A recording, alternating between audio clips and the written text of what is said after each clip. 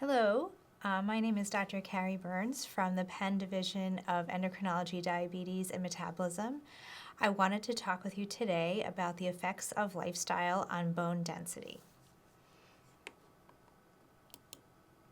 So first, I'd like to talk about the effects of alcohol on bone.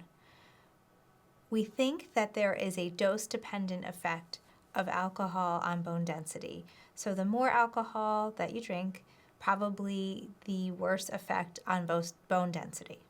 We think that alcohol interferes with the absorption of calcium and vitamin D in the stomach and gut, and therefore leading to bone loss in the long term. For those that drink more heavily, bone loss could be in part due to malnutrition, as it can sometimes displace normal nutrition with calcium-containing foods. We also think if alcohol use is significant enough and chronic enough, it can interfere with normal levels of estrogen in women and normal levels of testosterone in men. And we know that those hormones directly contribute positively to bone density.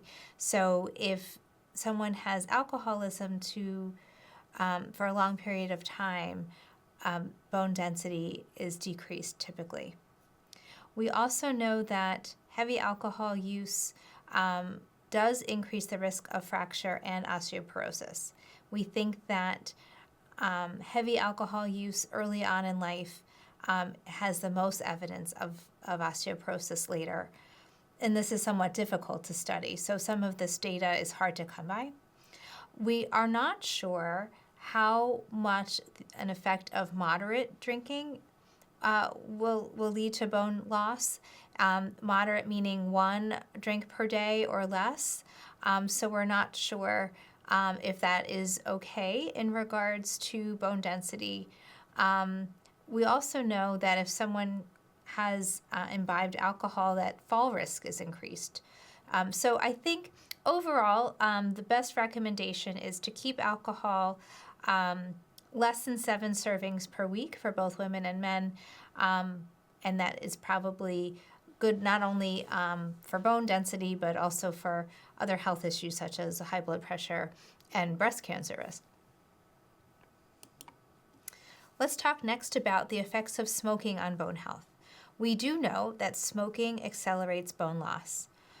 We know that smoking 1 pack of cigarettes per day throughout adult life probably reduces bone density very moderately, 5 to 10%. We know that all sites of the skeleton can be affected, but the hip typically shows the largest decrease of bone density, which is leading to at least a 30 to 40% lifetime risk of hip fracture, which is quite high. The highest risk is for people that are currently smoking, but we do know that former smokers tend to have a higher risk of osteoporosis than someone that never smoked. However, the good news is if you stop smoking, it appears to have a positive effect on bone density and at least a partial reverse of the bone loss. So definitely if you're smoking now, there's still hope for your bones. So the overall recommendation here is that any amount of smoking is detrimental to skeleton and bone health, but smoking cessation or stopping smoking does lead to some reversal of that loss, and you can reduce your risk of fracture. Effects of caffeinated beverages on bone health. This is a question I'm asked very frequently.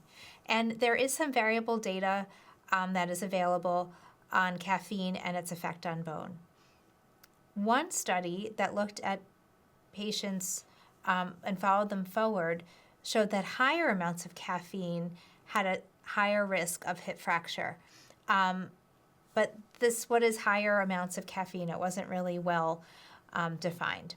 In another study in postmenopausal women, when you looked at different groupings of caffeine intake, low, which is 0 to 2 cups, medium, which is 3 to 4, and high intake, more than 5 cups per day, there was no association with bone mineral density and caffeine. Then in another study in China, women who drank tea actually had a higher bone mineral density in their spine than those that were not long-term tea drinkers. I think this is probably the best study. One study in California of nearly 1,000 women, which is a nice group of patients postmenopausal, showed that if they did drink caffeinated beverages, they had a decrease in bone density.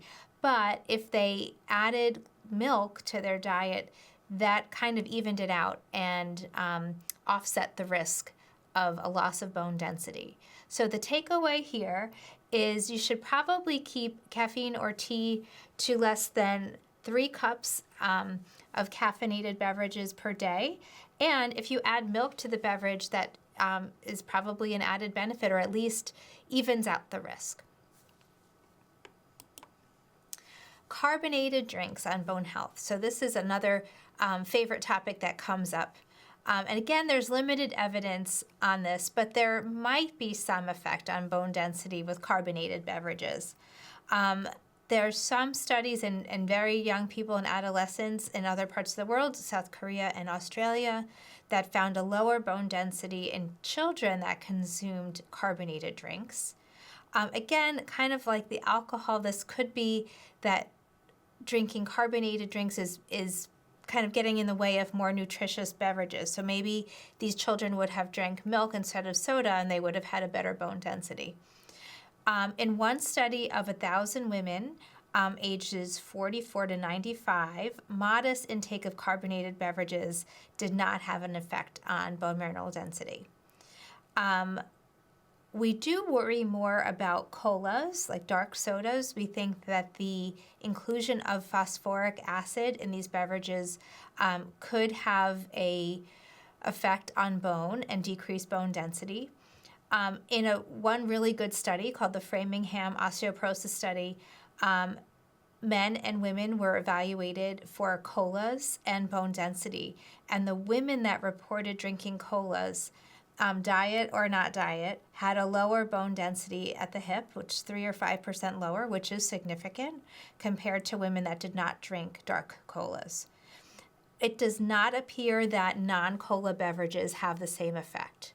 So overall recommendation, carbonated water is fine, like your seltzers, but probably should avoid soft drinks, especially dark ones, colas, root beer, things like that, as they may contain phosphoric acid, and phosphoric acid can decrease bone density. And as usual, everything in moderation. And lastly, I wanted to talk about the effect of exercise on bone health. And we know that physical activity is important for all and at every age. And we know that it's really important for young people to have exercise. We know that especially for women, peak bone mass occurs around age 30. And so it's important to not only increase exercise for yourself, but communicate this to the young people in your life. In both pre- and postmenopausal women, trials have shown consistently that exercise training is effective at reversing bone loss. The question is, how much? And we think it's probably only about 1% per year in both the lumbar and femoral neck sites. So it does not take the place of medication therapy when medication therapy is needed. We don't have as much data for strength training specifically, but we do know that in general, exercise seems to improve bone density in small amounts. Even more importantly, exercise will strengthen muscle tone and tendons and the structure around our bones. And therefore, that is important. And if you incorporate balance work in your exercise regimen, that will also help prevent falls. So our overall recommendation here is that exercise is beneficial, probably small increases in bone density, about 1% at most. And we do recommend about 30 minutes, 5 times per week, especially incorporating weight-bearing, resistance, and balance exercise. Swimming, although very helpful for the cardiovascular system and easy on the joints, does not increase bone density because there is no gravity involved. So try the exercise that you like. Even walking is helpful.